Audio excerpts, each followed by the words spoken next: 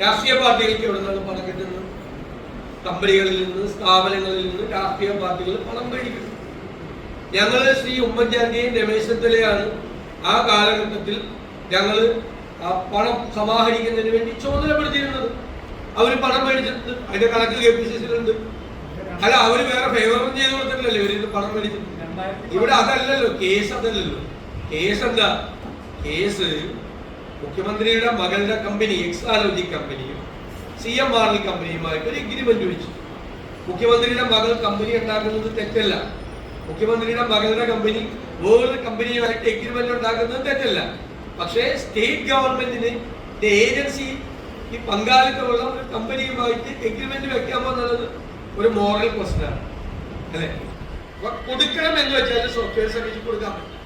അപ്പൊ that agreement itself was A fraud. കൊടുക്കാൻ പറ്റാത്ത സർവീസിനാണ് എഗ്രിമെന്റ് വെച്ചിരിക്കുന്നത്. എന്നിട്ട് പൈസ ട്രാൻസ്ഫർ ചെയ്യാം അക്കൗണ്ടിലേക്ക്. ഇതിന് പാർട്ടിക്ക് CPM-ന് ഒരു മറുപടിയില്ല. CPM ചർച്ച ചെയ്തിട്ടുണ്ട് ഇത്രയും ഗുരുതരമായ ഒരു ആരോപണം. ഇത്രയും സൂര്യനാണ്, ചന്ദ്രനാണ്, കഴുകനാണ്, കുന്തമാണ്, കുറച്ചൊക്കെ പറയുന്നുണ്ടല്ലോ മന്ത്രിമാരും നേതാക്കന്മാരും, ദൈവത്തിന്റെ വരദാനമാണെന്ന് പറഞ്ഞു. ഇത്രയും ഗുരുതരമായ ഒരു ആരോപണം മുഖ്യമന്ത്രിയുടെ കുടുംബത്തിന് നേരെ ഉണ്ടായിട്ട് CPM ചർച്ച ചെയ്തിട്ടുണ്ടോ? അയാൾ CPM ചർച്ച ചെയ്യുന്നില്ല. അവര് സ്തുതിപാഠക സംഘമായി രാജകൊട്ടാരത്തിലെ വിദൂഷകന്മാരെ ഈ മന്ത്രിമാരൊക്കെ മാറിയിരിക്കുകയാണ്. CPM-ന്റെ ജീർണതയുടെ കാലഘട്ടം ആരംഭിച്ചിരിക്കുകയാണ്. ഞങ്ങൾ നേരത്തെ പറഞ്ഞു, ജ്ഞാനപീഠ അവാർഡ് ജേതാവായ കേരളത്തിന്റെ മനസാക്ഷി സൂക്ഷിപ്പുകാരൻ, നമ്മുടെ സംസ്കാരത്തിന്റെ ഔന്നത്യവുമായ MT വാസുദേവൻ നായർ, മഹാശ്വേതാദേവിയെ പോലെ ഈ CPM-ന്റെ അവസാന നാളുകളിൽ അവർക്ക് കൊടുക്കുന്ന മുന്നറിയിപ്പായി അവരെന്നെ കാണുന്നത്. ജീർണത ബാധിച്ചിരിക്കുന്ന ഒരു പാർട്ടിയാണ്. ഞാൻ പറഞ്ഞല്ലോ, ഞങ്ങളൊക്കെ എത്ര നാളായി ഇത് പറയാൻ തുടങ്ങിയിട്ട്.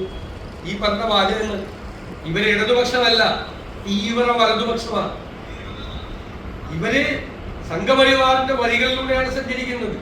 ഫാസിസത്തെ നമ്മൾ രാജ്യവ്യാപകമായി എതിർക്കുക. കേരളത്തിൽ വരുമ്പോൾ ഫാസിസത്തിന്റെ മുഖം തന്നെയാണ് ഇവർക്കുള്ളത്. അടിച്ചമർത്തൽ, അക്രമം, അനീതി, ഇരട്ട നീതി, അസഹിഷ്ണുത,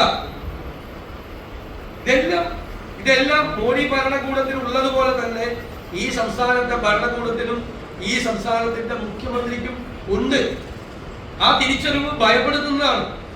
രാജ്യവ്യാപകമായി ഫാസിസത്തിനെതിരെ പോരാടുന്ന രാഷ്ട്രീയ പ്രവർത്തകർ എന്ന നിലയിൽ ഞങ്ങളെ ഭയചകിതരാക്കുന്നു കേരളത്തിൽ വരുമ്പോൾ കാണുന്ന ഈ കാഴ്ച.